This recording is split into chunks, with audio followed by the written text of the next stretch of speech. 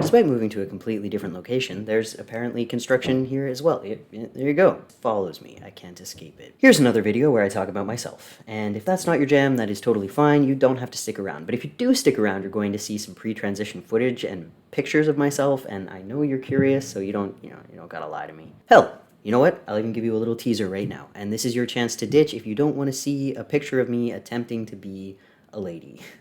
This is what completely depleted hex look like. In all seriousness though, this video is going to talk about image issues, dysphoria, fitness, exercise, and other topics that people might personally have a little bit of a struggle with. So if that's not something that you're in a good space to hear about, maybe step aside from this one, come back when you're feeling ready, or, not at all if you don't want to. That's entirely up to you, but you have been warned. Also, you're definitely going to see my nipples in this video.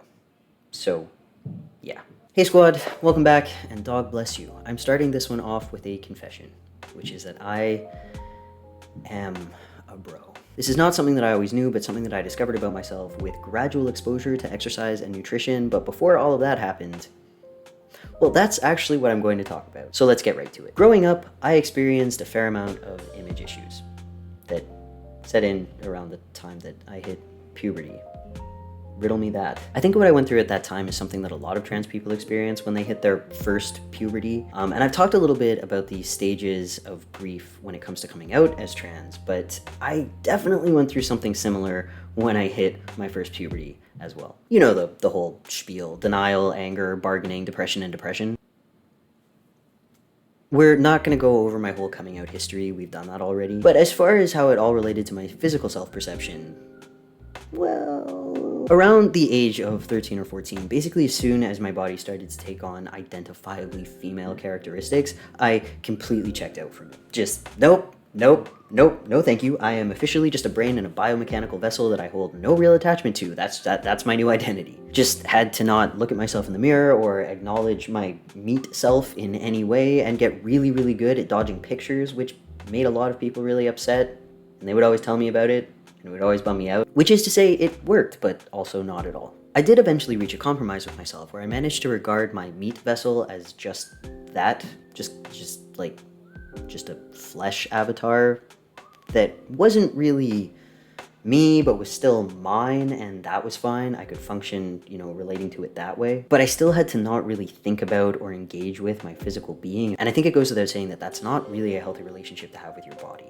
But, even so, I made it work for a decade and a bit. During that time, I just considered myself unintellectual. Or, a bookish nerd who didn't like going outside and doing anything, and justified my lack of interest in engaging with the physical world by saying, oh no, I'm just more of a mental person, despite having always been a really physical child, and therefore denying a huge part of who I had been up until that point. Basically, I just kind of slapped some psychological duct tape on my entire identity and called it a day. But even duct tape wears away with time. Particularly so under continuous pressure, like the pressure of pretending to be someone that you're not for years on end. And keeping up an act for others is hard enough, let alone when you have to do it when you're on your own as well. Hiding from my own body only worked so well for so long. Eventually, I did exhaust the emotional and mental resources that it took to live in a perpetual state of dissociation, so I reassessed. Not because I was feeling particularly strong or motivated, but because I was just too exhausted to continue doing what I had been doing up until that point. So what that means is when I realized that completely detaching myself from my body wasn't working, the next logical step in my mind was to find a new way to try and connect to it. And given that the issues that I had been experiencing seemed to go from the outside in, I thought maybe I could find a way to rekindle that connection by going from the inside out. This change in thinking pattern started in my early 20s, and it happened to coincide with my anatomy studies in university, which obviously helped a lot with recontextualizing my understanding of my body as a collection of systems rather than a just visual representation of who I was as a person. It let me take a very mechanical, objective approach to my body. And this really helped ground me when I had been sort of drifting away from myself, because rather than focusing on what my body looked like, it gave me the opportunity to focus on what it could do. And being the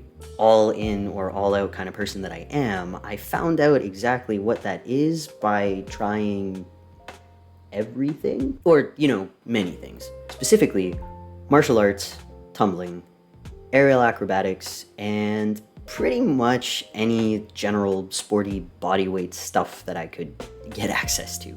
For a while, this actually worked surprisingly well. And I won't go as far as to say that my gender dysphoria was dormant during the early phase of this fitness journey, but it was at least masked by what I thought was just a general dissatisfaction from my body and good feelings that I obtained from being able to accomplish stuff that I couldn't do before. However, while the outside-in approach that I had been taking when I was younger led me to neglect my physical capabilities, the inside-out approach that I adopted kind of led to the opposite problem. I couldn't find value in my body by its mere existence. Instead, I got into a loop of needing to earn my own appreciation through physical feats. Nothing that I ever did was good enough, and it eventually led to overtraining syndrome. I started losing sleep, chronic injuries started piling up, I got sick more easily, and I started to lose momentum. Basically, I'd gotten back to that place of just completely exhausting myself trying to exist happily in my body. Once again, all in or all out. All out didn't work, made me feel like crap. All in kind of worked, but then it made me feel like crap. And without the mental resources necessary to keep my dysphoria demons at bay, they came back with a vengeance. Because I had reunited with my body, but I hadn't actually addressed the root of the hatred that I had toward it. And given that I could no longer burn that off with exercise because it was interfering with the rest of my life, I just kind of had to remain stuck in it. So at that point, I admitted to myself that maybe I had a small case of the genders, just a little one. But I wasn't ready to acknowledge just how binary my alignment was, specifically how much it would change my life if I did that. So I declared myself non-binary and I carried on, because that's totally how that works. Now, obviously that didn't actually work in the long run, because non-binary identities are very varied, and they're all very much their own thing, just like being a man or a woman is. So I couldn't actually force myself to be someone with a non-binary identity any more than I could force myself to be someone who's a woman, but it at least at the time gave me the space that I needed to explore my gender a little bit and ask the questions that I hadn't been comfortable enough to ask before. And as I began to ask more questions about my gender and move away from the identity of woman, things actually started looking up, like at least for a little bit. At the very least, I was slightly more comfortable with my image and a little bit more forgiving with pushing myself while I was training, albeit not by much. One significant change was that as I moved away from trying to view myself as female, I got a lot more comfortable sharing images and videos of myself, something that I had never really experienced before. It let me have a visual timeline of my progress, specifically how my body had been changing and masculinizing as I built muscle. This knowledge had always been sitting at the back of my mind, but I didn't really unpack it until the day that I shared this video on Instagram. Now, it wasn't the clip itself, but a comment that a friend made about it. We'd had many conversations about gender and expression, so when she paid me a compliment by mentioning how masculine I'd been looking in my more recent videos, it was very much in line with a lot of the conversations that we'd had in the past. Particularly so given that she's one of the people that I turned to when I initially started questioning my gender and exploring the possibility of being non-binary. But this friendly little observation kind of shattered the tenuous understanding that I had developed of myself. And I don't know if it was the final straw or if it was just the power of hearing something that I had known for a while but didn't want to acknowledge said by somebody else, but a switch flipped in my brain. This remark was one of a few specific events that really kind of tipped me over the edge where gender is concerned. Now, I don't know if I've ever shared that fact with my friend, but I do know that she watches my videos. In fact, she suggested the topic for this one, so thank you so much, my love. I absolutely adore you, you know that. And I'm sorry if I reacted in a weird way back when you said that. I'm not sure if you remember the conversation, but I think I got really, really weird about it. It was a really important thing that you did for me. A dysphoria bomb kind of went off in my brain, but when the smoke settled, I was able to see the foundations of my true self. Looking back now, it's painfully obvious how much of my comfort within my body coincided with distancing myself from the gender that I had been assigned at birth and getting closer to the one that is clearly correct. Leaning into a non-binary understanding of myself definitely gave me the space to begin exploring my gender, but as with trying to be a girl, it's not something that I could force myself to be. I mean, I clearly couldn't force myself to be anything other than a man when I am a man. Now, this whole story is not to say that masculinity is about muscle definition and physicality, or that every single person who presents in a masculine fashion and builds muscle is obviously a man. Not at all. I am speaking entirely for myself in this, because the more manly I appeared whenever I looked in the mirror, the more comfortable I felt with myself. And building muscle was one of the ways that I could do that prior to acknowledging that I was in fact trans and did want to go on HRT. It was something that I had control over and could sort of dabble with a little bit. Exercise gave me a sense of control over my body that I'd never really had before, and I think that's a really common thing for a lot of trans people who experience dysphoria. Some have a completely depressive response, where their energy is just totally drained by trying to engage with their body in any way. It's just too exhausting, so they don't. And others have a more anxious energy response, where they need to kind of burn off these horrible feelings that they have about themselves. I bring this up just as something for people to think about, because you don't have to be trans to experience this either. People have all kinds of reasons to detach themselves from their bodies and to push their bodies too hard and to not really feel right within themselves. And I think taking the time to maybe explore where that's coming from can really help us develop that sense of control that we might not have had before.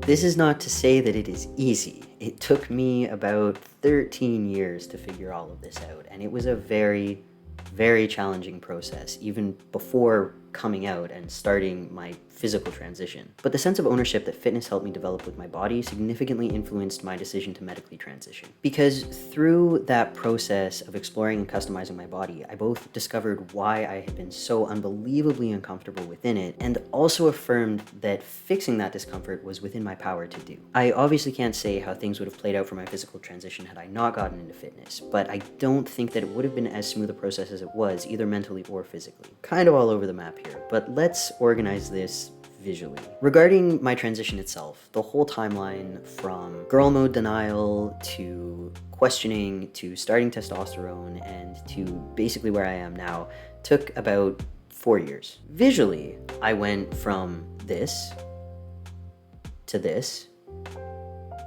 to this, and then more recently, finally feeling at home in my body. Needless to say, testosterone helped an awful lot with that. In addition to the physical changes that I've experienced in my transition, there have been a significant number of mental changes as well. Perhaps one of the most pronounced is that I no longer feel like a failure if I miss a training day or don't push to the point of breaking myself. I no longer train to the point of sleeplessness and chronic injuries trying to burn off that anxious energy brought on by self-hatred, because I uncovered the actual cause of it and I confronted the beast that I've been running from. I still love fitness, but I have far better balance with it now. Movement and healthy eating are ways that I celebrate my body, not ways that I punish it for being wrong. There are absolutely aesthetic changes that take place in fitness journeys, and those can be really, really affirming for people for many, many different reasons. I don't want to take away from that. Obviously, it was extremely important for me. But it wasn't the goal of achieving visible physical fitness that made me feel better. What eventually ended up making me happy in my fitness journey was the fact that I discovered who I actually was. The big takeaway here is that it wasn't until I learned to actually love and care about myself that I really started to flourish in my fitness pursuits and feel really good about them. So rather than learning to love myself because I'd actualized my goals, learning to love myself was what helped me reach them. For me, my self-love hinged on coming out as trans. But for people watching, it might be something else. You might have different hurdles to overcome. Maybe you're not where you want to be, and you're not sure why. But you should take the time that you need to explore that, and please be kind to yourself while you do so. My clients hear me say it all the time, but fitness is about doing things for your body because you love it, not because you hate it. Coming out was the initial spark that I needed in my quest towards self-love. What's yours? Tell me something you love about yourself down in the comments section. And as always, thanks for watching.